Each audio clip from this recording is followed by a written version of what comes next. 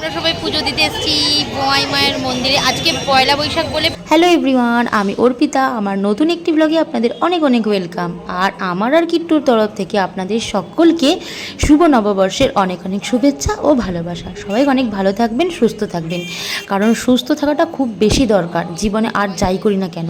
তো যাই হোক, যাতে আমরাও সকলে ভালো থাকি তার জন্য আমাদের পাশের গ্রামে মা বোয়াইচণ্ডী বলে একটি মন্দির আছে। মা খুবই জাগ্রত, তো সেখানেই আমরা সকলে মিলে পুজো দিতে গিয়েছিলাম।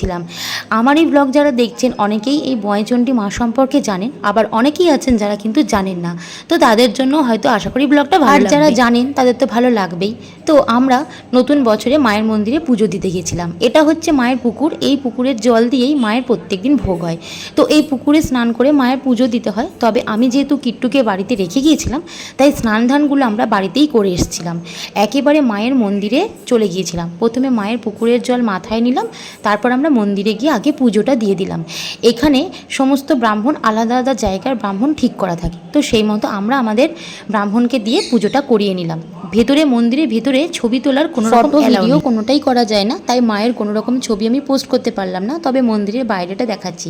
এখানে হচ্ছে মায়ের বলি হয়, যে কোনো টাইমে দিতে পারে, যার যেরকম মানসিক থাকে সে সেরকমভাবে এখানে মাকে পাঁটা বলি দেয়। আর এই যে মায়ের মন্দিরের বাইরে আমরা মায়ের এই যে ধূপটা, ভেতরে যেহেতু জ্বালার কোনো রকম নিয়ম নেই, তাই বাইরেই আমরা ধূপটা দিয়ে প্রণাম করছি। তো যাই হোক, এই ছিল মায়ের মন্দির। ওইখানে পুজো টুজো দিয়ে চলে এসেছিলাম। এদিকে কিট্টু রানিও আমার ঘুম থেকে উঠে গেছিলো, ওকে তো মায়ের কাছে রেখে গেছিলাম, আর মায়ের ভরসাতেই যাই। তো যাই হোক, এসে খাওয়া দাওয়া করে নিয়ে চলে গেলাম বাবার মন্দিরে পুজো দিতে। তো আজকে পয়লা বৈশাখ উপলক্ষে, মানে গাজন তো শেষ হয় পয়লা বৈশাখ, তো সেই উপলক্ষে এখানে বাবার ভোগ দেওয়া হয়। প্রতি বছর বাবার এই চিড়ে প্রসাদ দিয়েই এই গাজনটা শেষ হয়। এখানে হচ্ছে রান্না শিবযজ্ঞী হয়, মানে এই শিবের গাজন উপলক্ষে যারা ওই বার করেছিল সন্ন্যাসী, তারপরে আরও অনেক মেম্বার আছে যারা যারা এই গাজনটাকে এগিয়ে নিয়ে যেতে সাহায্য করে, তাদেরকে হচ্ছে খাওয়ানো হয়। তো শিবযজ্ঞী বলে এটাকে আর কি।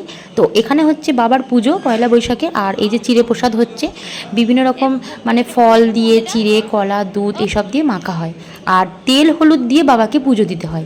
তারপর ওই তেল হলুদ এই যে সন্ন্যাসী বা ভক্ত যারা আছে তারা ব্রাহ্মণের পায়ে দিয়ে, তারপর নিজেরা গায়ে তেল হলুদ মেখে, একটা পুকুর আছে ওই পুকুরে গিয়ে মন্ত্র বলে প্রথমে ওই গলার যে পৈতেগুলো প্রথম দিন পড়েছিল সেগুলো প্রথমে খুলবে, খুলে তারপর ভালো করে স্নান করবে, ব্যাস। তারপর তারা সন্ন্যাস ধর্ম থেকে আবার মনুষ্য ধর্মে চলে আসবে। তারপর এই যে বাবার উদ্দেশ্যে যে রান্নাটা হয়েছে তাদের জন্য তারা খাবে, ব্যাস। তারপর আবার একটা বছরের অপেক্ষা, কবে আবার এক বছর পর গাজন আসবে।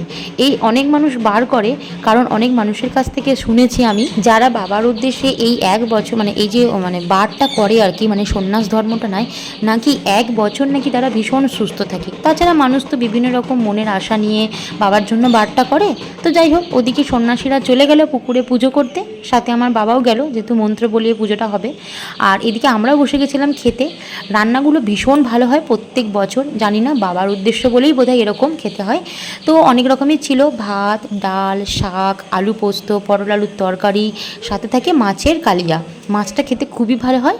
আর থাকে তোমার হচ্ছে ওই কুমড়ো বড়ির টক। যাই হোক, লাস্টের ভিডিওগুলো আমার আর নেওয়া হয়নি। তো যাই হোক, খাবারটা চলুন খেয়ে নিই, আর আবারও অপেক্ষা করব এক বছর পর আবারও গাজন হবে। তো যাই হোক, আজকের ব্লগটা কেমন লাগলো অবশ্যই কমেন্ট করে জানাবেন। ভালো লাগলে লাইক করবেন, ভিডিওটা শেয়ার করবেন। আর সবাই খুব ভালো থাকবেন, সুস্থ থাকবেন, সাবধানে থাকবেন। নতুন বছরের জন্য সকলকে আবারও অনেক অনেক কামনা। দেখা হচ্ছে আবারও একটা নতুন ভিডিও নিয়ে। সবাইকে আজকের মতো বাই বাই।